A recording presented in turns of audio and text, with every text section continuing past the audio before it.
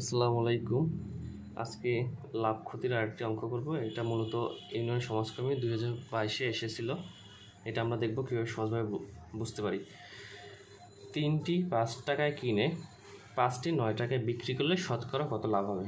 এখানে কি কিনেছি এটা উল্লেখ করে নেই, আমরা সুবিধার্থে কলম ধরে নিই যে 3টি কলম আমরা 5 টাকায় কিনেছি এবং আবার 5টি কলম আমরা 9 টাকায় বিক্রি করেছি।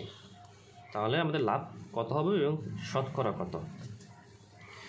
তো আমরা ক্ষুদ্র করে নিলে আমাদের অঙ্ক করতে সুবিধা হয়। তো আমরা কিনেছি তিনটির ক্রয় মূল্য কত? ক্রয় মূল্য 5 টাকা। তাহলে একটির কত? একটি কলমের মূল্য বের করতেছি। একটির কলমের মূল্য কত হবে? তাহলে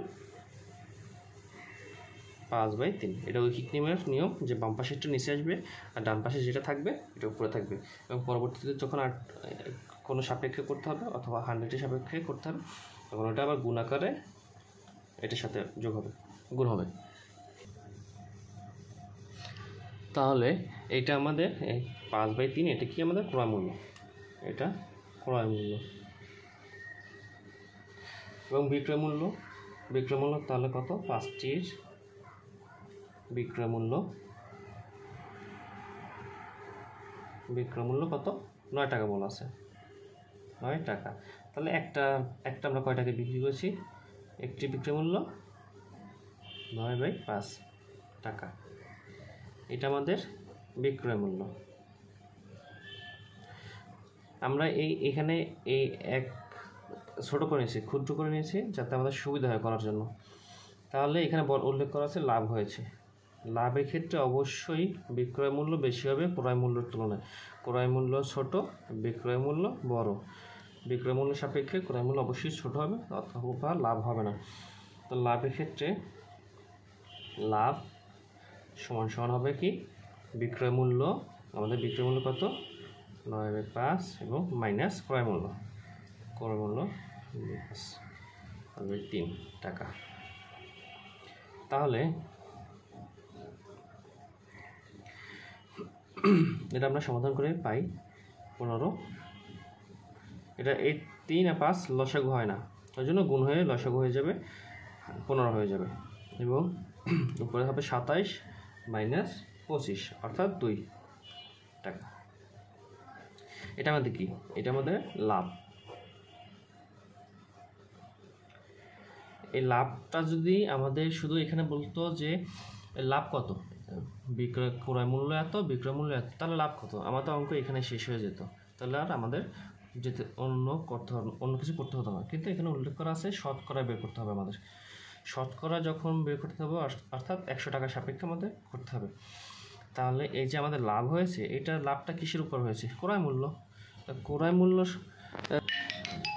তাহলে আমাদের শতকরা যখন করতে হবে তাহলে আমাদের 100 টাকার সাপেক্ষে বের করতে হবে। তাহলে আমাদের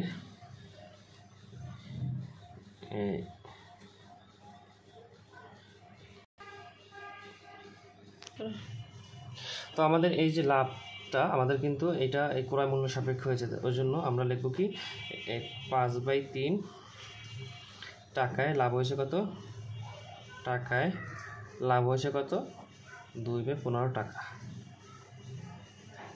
আমাদের যেটা নির্ণয় করতে বলবো এটা আমরা ডাইন পাশে রাখবো অলওয়েজ, অর্থাৎ আমাদের এখানে লাভ নির্ণয় করতে বলছে, ওই জন্য লাভটা আমরা এই যে লাভের অংশ এটা ডান পাশে রাখবো, এবং যেটা দেওয়া থাকবে যেটা সাপেক্ষে আমরা বের করবো ওইটা বাম পাশে রাখবো। তাহলে 1 টাকায় কত? 1 টাকায় আসবে